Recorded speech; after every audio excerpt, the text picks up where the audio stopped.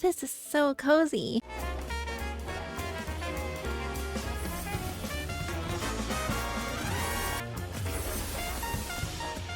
Hi, I'm Lucky Lia. And I suck at platforming. Back in October, I played Infinity Nikki simply because I got unexpectedly lucky to get into their closed beta test too, not really knowing what to expect. Aside from how super cute it is, I was so excited to start the game, even though I know so little about it. Since I started gaming again, I've been super into alpha test, beta test, and early access games. More so for this one, since it was a stroke of luck to be picked among so many people globally. But really, was I chosen because I may have impulsively thrown money desperately into their other gacha game? Anyway, the moment of truth arrived. I can finally boot up the game. As soon as I could, I instantly got distracted from the story. I did a lot of exploration around the world and learned the controls first. Mind you, ya girl haven't played using mouse and keyboard for years.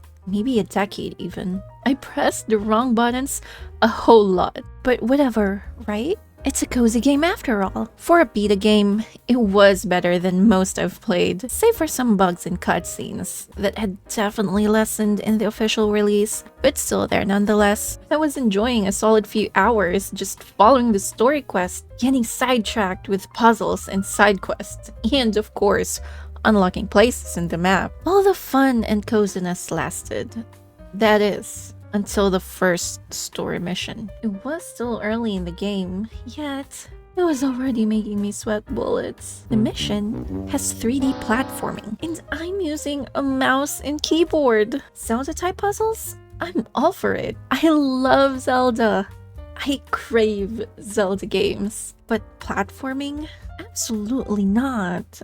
I am so bad with platforming, I rage quit from the whole genre. But you see, at the time, I can't quit.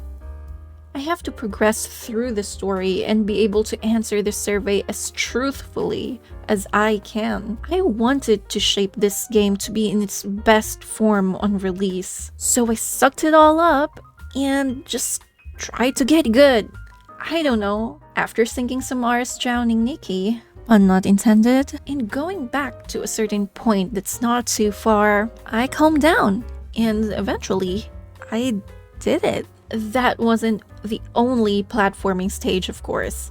Certain main story missions would have that platforming. And I don't know if I succeeded in getting good, or if the stages were really easier compared to the first mission. All the platforming missions afterward became an enjoyable experience for me. I wasn't feeling anxious or frustrated. They wouldn't throw me in a far-off save point if I fail countless times. It's all good. I can take my time and enjoy it. Except, I can't. Time is ticking, baby girl. You have 2 weeks to binge this. I even did a few Curio Domain puzzle platforming that sometimes took almost an hour to finish. Gotta get those swim stars, you know. Then, the official release finally dropped, and I was so happy to finally play with the controller. There are some issues if you choose to play on controller like I did, but during the recording of this video, a fix seemed to have been partially rolled out. Though no announcement has been made yet, they're still doing a survey on controller experience for the game. All in all, my experience with Infinity Nikki was magical, and it's been a fun time doing it all over again. Frustrating controller problems aside. How about you guys? What fun stuff have you been doing in Mirrorland? Did you also just realize that Jessie J was Brit all along? If you like this video, let me know by giving it a thumbs up or commenting down below. For more Infinity Nikki, gacha, and fantasy game content, subscribe and tap that notification bell to stay updated. This is Leah, and I hope to see you in our next quest adventure.